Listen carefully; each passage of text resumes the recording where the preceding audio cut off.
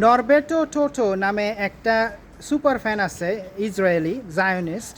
সে আর্জেন্টিনার যে জার্সিটা আছে, যে ক্রেস্টটা তারা পরে না এখানে ক্রেস্টটা, এইটা সে ডিজাইন করছে। সে একটা ইসরায়েলি জায়নিস্ট। এটা মেসিও এখন পরে। 2 নাম্বার, শুনেন, আমি কিন্তু আর্জেন্টিনার সাপোর্টার ছিলাম, আমি আর্জেন্টিনাই করছি আজীবন। আমি ম্যারাডোনার জন্য কাঁদছিলাম যখন ছোট ছিলাম।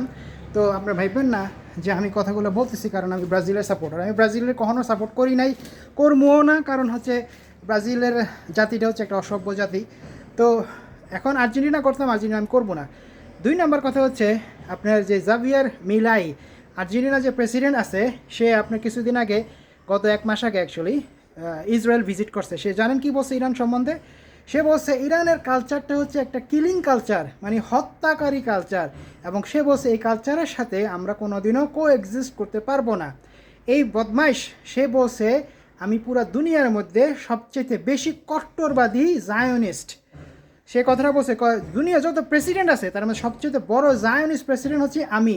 আর্জেন্টিনার প্রেসিডেন্টের কথা বলতেছে, ঠিক আছে? এখন দেখেন, ডোনাল্ড ট্রাম্প কিন্তু এই ফিফাকে অনেকভাবে ইনফ্লুয়েন্স করতেছে।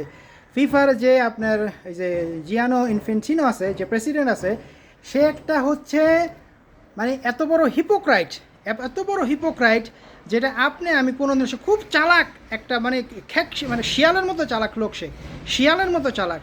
সে দেখেন ফিলিস্তিনির গোলকিপারকে ইসরায়েল বোম দিয়ে হত্যা করছে কিছুদিন আগে গাজায়, নাকি ওয়েস্ট ব্যাঙ্কে, মনে হয় ওয়েস্ট ব্যাঙ্কে সম্ভবত হত্যা করছে জায়নিস্টরা, ইসরায়েল, এই বদমাইশরা। তো ইনফ্যান্টিনো সে কিন্তু কিছুই বলে নাই এ ব্যাপারে। অথচ দেখেন রাশিয়া, এরা ইউক্রেনের সাথে যুদ্ধ লাগছে, রাশিয়া কিন্তু জেনোসাইড করতেছে না এই ইউক্রেনে, ঠিক আছে? এটা একটা যুদ্ধ, একটা সামরিক যুদ্ধ, কিন্তু রাশিয়ারা সে ব্যান করে দিছে। অথচ যেখানে একটা ফুটবল গোলকিপারের হত্যা করা হয়েছে সেই ব্যাপারে সে কোনো একটা টু শব্দ করে নাই, একটা টু শব্দ। গতবার যে খেলাটা হয়েছে, গত পরশুদিন আর্জেন্টিনা এবং ইজিপ্টের খেলাটা যে হয়েছে, এটা রেফারি যে ছিল সে ছিল একটা জায়নিস্ট রেফারি, এতে কোনো সন্দেহ নেই, কারণ সে ফ্রান্সের। এবং আমরা জানি ফ্রান্স মুসলমানদেরকে 2 চোখে দেখতে পারে না। আপনি যদি ফ্রান্সে এখন যান, তারা হিজাবরে ব্যান করে দিয়েছে কিছুদিন আগে।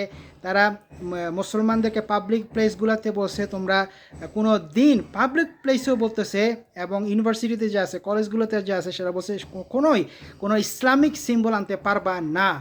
এত খারাপ হচ্ছে ফ্রেঞ্চরা যে কী পরিমাণ ইসলাম বিরোধী, এটা বলার মানে আপনি জানেন, এরা রাসূলুল্লাহ সাল্লামের কার্টুনও আঁকছে। এই এত বড় বদমাইশ। আপনি কি মনে করেন যখন নাকি মিশরের মতো একটা দেশ, যারা কোরআন শরীফ পড়ে, যে কোচ ফিলিস্তিনের পক্ষে ইয়ানিসে বাসেম যে কোচ আছে মিশরের, সে বসে ফিলিস্তিনের এই যে ভিক্টোরি, তারা যে সেকেন্ড রাউন্ডে বলছে এই ভিক্টোরিটা ফিলিস্তিনিদের জন্য। আপনি কি মনে করেন ফ্রান্সের এই রেফারি শয়তান বদমাইশ এইগুলা সে নোটিস করে নাই? ফ্রান্স সরকার এগুলো নোটিস করে নাই, করছে।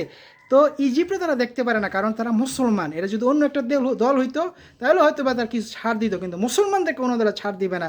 এই গেমটা ছিল, এই ম্যাচটা ছিল একটা বহিঃপ্রকাশ। আমার মনে হয় জীবনে প্রথম আমি দেখছি যে ইহুদিদের যে কত পাওয়ার তারা খাড়াইতে পারে, এটা বহিঃপ্রকাশ করছে গত ম্যাচে আর্জেন্টিনা ইজিপ্ট। যদিও অ্যাগেন আমি বলতেছি, আমি আর্জেন্টিনার অনেক বড় সাপোর্টার ছিলাম, আমি কানসি ম্যারাডোনার জন্য, আমার আর্জেন্টিনার দলের বিরুদ্ধে কিছুই নাই। বাট যতই আমি দেখতেছি খেলা, আমার কাছে এটা স্পষ্ট হয়ে যেতেছে যেটা হচ্ছে জায়নিস্টদের একটা চক্র এই খেলাটাকে নিয়ন্ত্রণ করতেছে, আপনাকে আমাকে কন্ট্রোল করার জন্য। আসসালামু আলাইকুম।